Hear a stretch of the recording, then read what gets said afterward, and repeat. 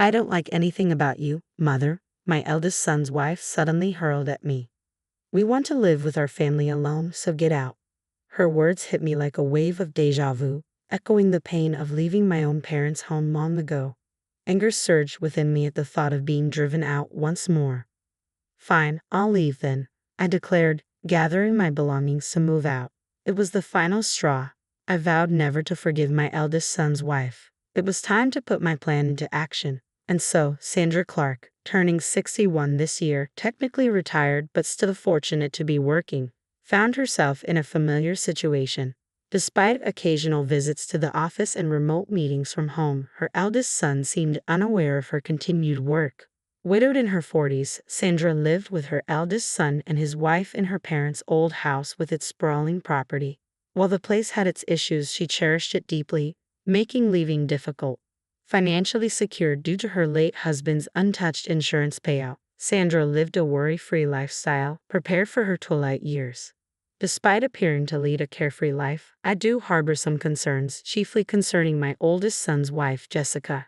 Her strong-willed personality frequently clashes with mine, a dynamic that began when she first announced their engagement. I can still vividly recall the outfit she wore during that initial introduction, a tracksuit that seemed more suited to high school than such a significant occasion. Her rationale was that she wanted me to see her authentically, but from a practical standpoint, it struck me as an unconventional choice. Though I hesitate to label it as deceit, her tendency to argue relentlessly, coupled with her articulate nature, often complicates matters. I often wondered why my eldest son chose her as his partner. Later, I learned it was Jessica who pursued him. Despite her unconventional behavior, her beauty seemed to captivate my somewhat naive and sheltered son. Even after they married, the pattern persisted. One could say she lacks pretense, but more critically, her actions sometimes defy common sense. I had initially wanted to oppose their marriage, but I chose to respect my son's wishes and exercise patience. Now, I see the consequences unfolding before me. After the wedding, my son insisted we live together in our family home, a decision I thought Jessica would oppose. Surprisingly, she was in favor of it, but her reasons soon became apparent. Despite being a full-time housewife, she had quit her job at the time of marriage. Jessica never contributed to household chores like cleaning, laundry, or meal preparation. Instead, she left everything to me, even though I worked remotely and had less free time than her. When I sat at my computer for work, Jessica would make belittling remarks, dismissing my job as mere play. "Jessica, since you have plenty of spare time, could you help with the cleaning?" I once asked her while she was engrossed in a TV drama. She shot me a disgusted look, sighed dramatically, and retorted, "I don't do housework for your sake, mother. Can't you see that? It's sad you don't appreciate my consideration." She defended her stance with a bizarre theory, claiming that doing housework would rob me of my only activity, leading to a sedentary lifestyle and potential dementia.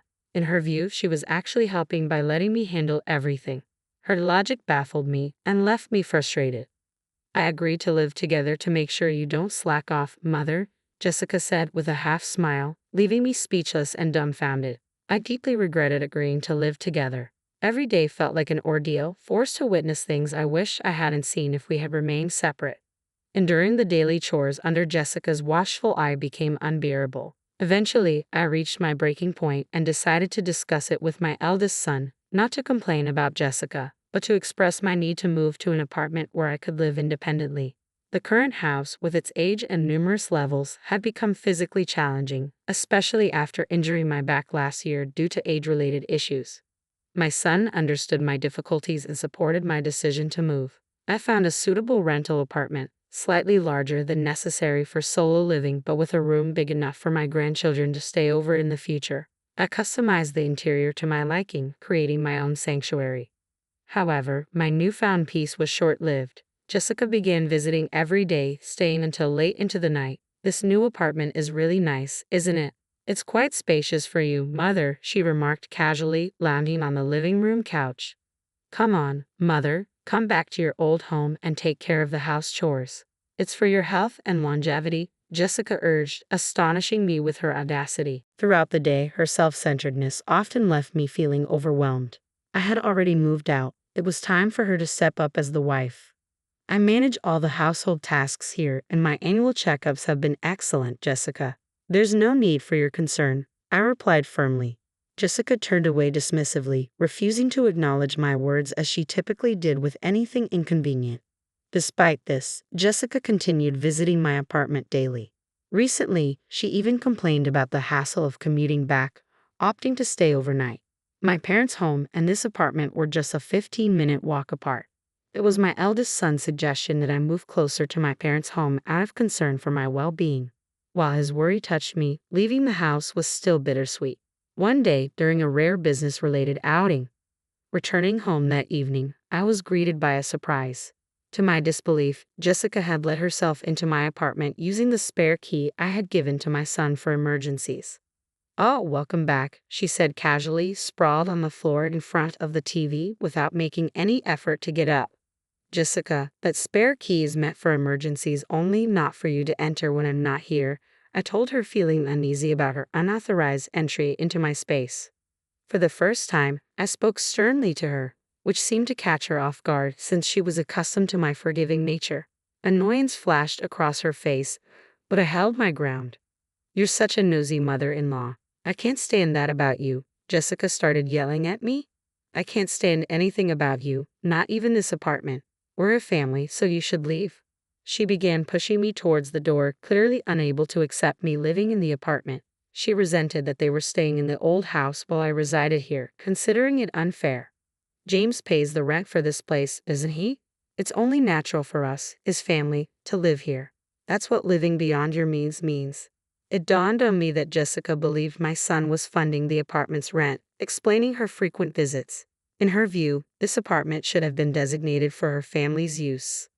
"Fine, I'll leave," I replied firmly, meeting Jessica's gaze head-on.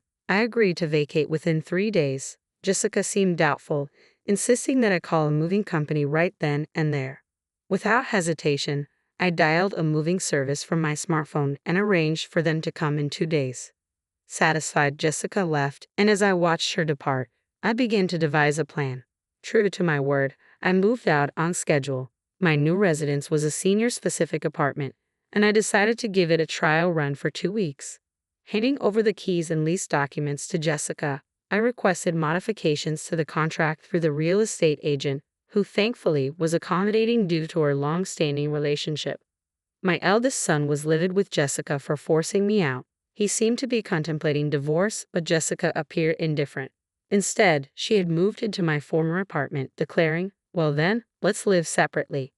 Her audacity astounded me. However, in 5 days, Jessica would learn the truth. While I worked remotely, my phone began incessantly ringing. It was Jessica calling. Anticipating this, I had a recorder ready to capture our conversation. Pressing record, I answered the call. "Mother, what's with this rent for the apartment? Why am I being asked to pay? This isn't fair." Jessica's voice rang out, clearly agitated and flustered. "Oh, what, Jessica, as the current leaseholder, it's only fair that you pay. Is there an issue?" I deliberately maintained a calm and leisurely tone to provoke Jessica. Clearly flustered, Jessica grew more agitated but held her ground. "James used to cover the rent here. Since we're not divorced yet, shouldn't he be the one paying?" When Jessica brought up the rent issue with my eldest son, he advised her to speak directly with me, knowing I was aware of the truth, that he had never paid the rent. In reality, I had been financially supporting him. Following my retirement from my job, I continued as a consultant for the company and also worked as an industry advisor, providing guidance upon request and earning a substantial income. With my established reputation, I earned far more than my eldest son. "It seems there's been a misunderstanding, Jessica. Originally, I was the one paying the rent for that place. James never contributed a cent," I clarified. Jessica, who had hoped to enjoy her newfound independence in the apartment, appeared shocked and taken aback. After briefly expressing her thoughts, she abruptly ended the call. Without delay, I contacted my eldest son and played him the recorded conversation. "I've been tolerating it for a while too, but I've reached my limit. You feel the same way, don't you?" I understood that my son was exhausted from dealing with the debts Jessica had accumulated. No matter how grown-up he was as a parent, I couldn't help but want to assist. Despite criticism that I might be too lenient, I believed it was natural as a parent. My son responded in a subdued voice, "I'm going to divorce her. I'm tired too." "Then follow my lead," I instructed him, outlining my plan. I asked him to take 3 days of paid leave starting today and discreetly move out his essential belongings without Jessica noticing. Avoid using large trucks that might attract her attention, I cautioned, advising him to move things gradually during the night to an undisclosed location, a single-family home I had arranged as a final residence. The plan proceeded covertly. 3 days later, I received another call from Jessica, who sounded even more flustered than before. "What? Why are you so agitated?" I responded in a deliberately calm manner, much like before. Jessica was visibly anxious, almost panicking. "Mother, our house is on the market, and my parents told me my things are at their place. What's going on?" It turned out my eldest son had followed my instructions. He had relocated and sent Jessica's belongings to her parents' house, putting their former home up for sale and leaving it empty. The landlord had informed Jessica that if she couldn't pay the rent, she would need to vacate. I was going to discuss it with James, but when I returned home, I found chains and a padlock on the gate. "And there's a for sale sign," she explained in distress. Jessica was on the verge of hysteria when she arrived home, clearly taken aback by the situation. "There are a few things that need to be clarified," I began, seizing the moment to release all the pent-up frustration. "Firstly, I'm no longer your mother-in-law, correct? Yesterday, James filed for divorce. You signed the papers, didn't you? You and I are now strangers." My son submitted the divorce papers to the city office yesterday. It turns out you had already signed them long ago. Threatening divorce to get your way seems to have been a habit of yours, I continued, reflecting on how my son had hoped Jessica would change. He once confided that he felt compelled to give in whenever you threatened divorce, but now he's woken up. You always told James you could divorce him anytime. Are you satisfied now that things have gone your way, Jessica? I sensed Jessica holding her breath on the other end of the line, unable to respond. She must have been frustrated. "Moreover, I'm concerned about your future. Without a job after the divorce, how will you afford to stay in that apartment? Moving costs money too. It's going to be tough. How did you manage to pay for all this?" Jessica no longer hid her anger, shouting and cursing at me over the phone. She claimed she married my son because my late husband left an inheritance. "However, I manage all the inheritance, and she can't touch a penny of it," she shouted, frustrated that her marriage hadn't solved her financial troubles. I made sure my son heard every word of that conversation. "If it comes to a divorce settlement, this recording will be my evidence." Thinking the argument had reached its end, I waited patiently for Jessica to finish her outburst. "I'm sorry. My family has disowned me. I have nowhere else to go. Please help me," she finally pleaded, tears in her voice. Her reckless spending and borrowing had strained her relationship with her parents, leading to their disarmament. Looking back, I remember feeling something wasn't right at the wedding. It suddenly dawned on me. Jessica, with nowhere to turn. I felt a pang of sympathy, but I reminded myself that her current situation was a result of her own choices. Apologies now won't change anything. We're strangers now. There's nothing more to discuss. I wish you luck in the future, I concluded firmly before ending the call. Relief washed over me afterward. Apparently, Jessica had caused a scene at my eldest son's workplace, escalating to the point where the police were called. When he returned home, Jessica found herself locked out of the apartment she had been squatting in without paying rent, the landlord having changed the locks in her absence. She likely attempted to contact either me or my son, but we had already canceled our cell phones and switched to new numbers. We didn't disclose our new address either, leaving her unable to reach us no matter how persistently she tried. I could only imagine her despair upon realizing this. After her disruptive incident at my son's workplace, a restraining order was issued against her. With few options left, it seemed she turned to her estranged family. Upon returning to her family home, she encountered a heartbreaking sight. The luggage I had sent there was left abandoned in the backyard, exposed to the rain. She wasn't even allowed inside the house. Her unpaid apartment rent had been passed on to her parents, likely deepening their resentment. Rumors circulated that she was now staying in an apartment provided by a homeless support organization. Stripped of her previous lifestyle, she appeared visibly stressed when I encountered her on the street. I was taken aback by how much her hair had grayed and how weathered her skin had become. She had changed so drastically that I almost didn't recognize her at first. It underscored how profoundly one's circumstances can alter a person. Meanwhile, I had begun a new chapter in the home purchased with my late husband's inheritance. Opting for a duplex, I ensured my son had the option to remarry whenever he wished. While he joins me for dinner occasionally, he manages his own affairs otherwise. This arrangement feels just right to me, a balance of closeness and independence. Proceeds from selling my parents' home are earmarked for future needs, including support for my son and his future wife, and provisions for any future grandchildren. I'm also considering realizing my dream of an English garden on the property.